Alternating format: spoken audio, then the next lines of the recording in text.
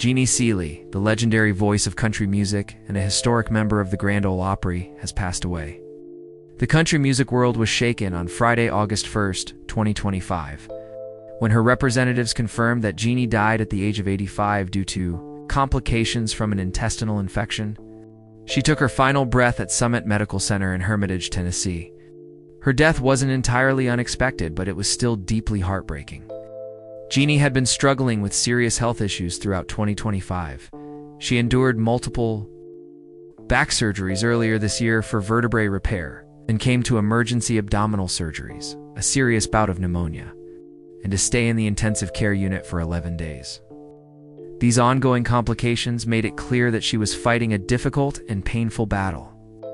Just a few months earlier, in December 2024, Jeannie had suffered another devastating loss, the death of her husband, Gene Ward, who passed away after a long battle with cancer.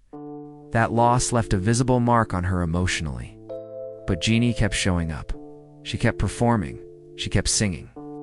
Even in pain, even in grief, Jeannie never stopped honoring the Opry stage she loved so deeply. In total, she performed there 5,397 times, a number unmatched by any artist in Opry history. That number isn't just a record, it's a symbol of relentless dedication. But to understand how powerful Jeannie Seely's story really is, you have to look back. She was born Marilyn Jean Seely on July 6, 1940, in Titusville, Pennsylvania, and raised in the small town of Townville. She was the youngest of 4 children in a tight-knit family. They didn't have much, but they had a radio. Every Saturday night, the entire family would gather around to listen to the Grand Ole Opry. That's when Jeannie knew she wasn't guessing or experimenting. By the time she turned 8, she had already made up her mind she wanted to sing, and not just anywhere. She wanted to sing on that stage where Roy Acuff, Kitty Wells, Minnie Pearl, Ernest Tubb, and others performed week after week. The Opry wasn't just a dream, it was her destination. By age 11, Jeannie was already singing live on local radio stations. After high school, she worked normal jobs, a bank clerk, stenographer. But the snow and small-town life weren't enough for her anymore. In 1961, she packed up her few belongings and moved to California with exactly $50 and a Ford Falcon to her name. That's all she had. She got a job at Imperial Records as a secretary. But she wasn't there to answer phones forever. She started writing songs, and soon her songwriting talent turned heads. She co-wrote Anyone Who Knows What Love Is Will Understand with Randy Newman. That song became a hit for Irma Thomas, an R&B artist. That was her first taste of the music world's recognition. She started writing songs for major country names like Connie Smith, Dottie West, and Norma Jean. But Jeannie wasn't just a songwriter. She was a singer, and she knew it. In 1965, she moved to Nashville full-time, the heart of country music. That decision changed her life. Within just 1 month of arriving in Nashville, Porter Wagoner hired her as the female vocalist for his touring roadshow and syndicated television series. That alone was a major step forward in a city full of competition. Then came the big break. In 1966, Jeannie recorded Don't Touch Me, a song written by her then-husband Hank Cochran. It reached number 2 on the Billboard Country chart and earned Jeannie a Grammy Award for Best Female Country Vocal Performance. She became known as Miss Country Soul. That Grammy-winning performance opened the door to the Grand Ole Opry, the very stage she had dreamed about since she was a child. When she walked into that building, she hadn't even seen the Opry yet. Now she was standing backstage with all her heroes. In 1967, she was officially inducted as a member of the Grand Ole Opry. But Jeannie didn't just join the Opry. She reshaped it. In her very first appearance, she made waves by wearing a miniskirt on stage, something no woman had done before at the Opry. The dress code for women performers at the time was strict gingham, ruffles, long skirts, nothing modern, nothing bold. When questioned by Opry manager OTT Divine, Jeannie didn't back down. As she told him, "I just moved here from California, and this is what everybody's wearing."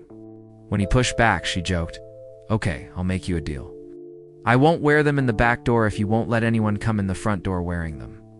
She made her point, and he backed off. Soon after, other women followed her lead. But that wasn't the only change she brought. For decades, women weren't allowed to host segments of the Opry show.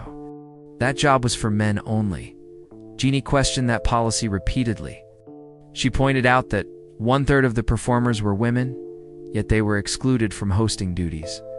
In 1985, due to a snowstorm, the male host for a segment couldn't make it.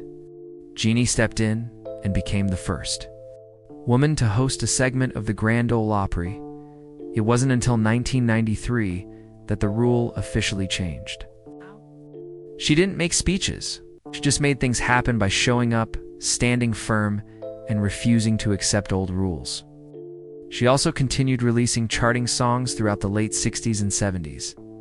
Her hits included It's Only Love, A Wandering Man, I'll Love You More Than You Need, and a series of popular duets with Jack Green, especially the 1969 hit, Wish I Didn't Have to Miss You, which also reached number 2 on the country charts. But her personal life came with challenges.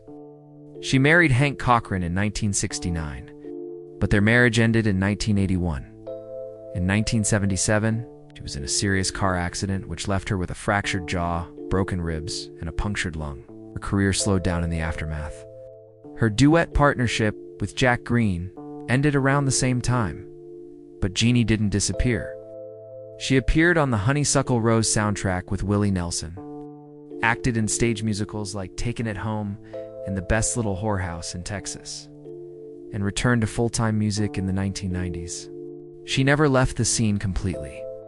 In 2010, she married Nashville attorney Gene Ward, who remained by her side until his death in 2024. Even in her later years, she never stopped creating. In 2020, she released a duet album called An American Classic, featuring collaborations with stars like Willie Nelson. In 2022, she celebrated 55 years as an Opry member, a milestone few in country music ever reach. She was still performing 2 to 3 times a week, setting a performance record with over 5,397 appearances. In 2023, she received the Joe Talbot Award from the Country Music Association for her leadership and contribution to country music heritage. In 2024, she released her final single, Suffer Time.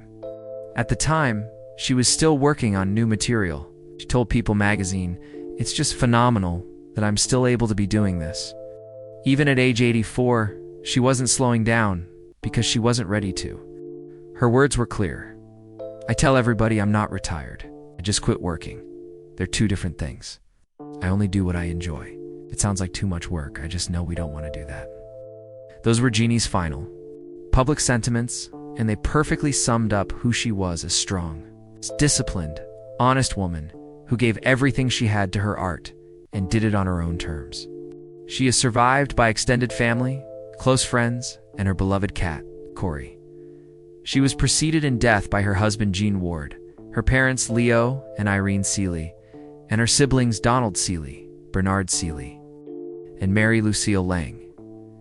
As of now, no official funeral date has been announced by her family.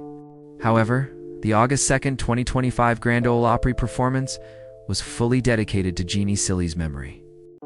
It was a night of reflection, music, and quiet respect. Not a dramatic farewell, but a dignified acknowledgement of what she meant to the Opry and country music at large. The audience didn't need fireworks or headlines. Her absence said it all. Jeannie Seely didn't need to chase fame. She didn't need to pretend. She built a career through consistency, courage, and character. She wasn't just part of country music.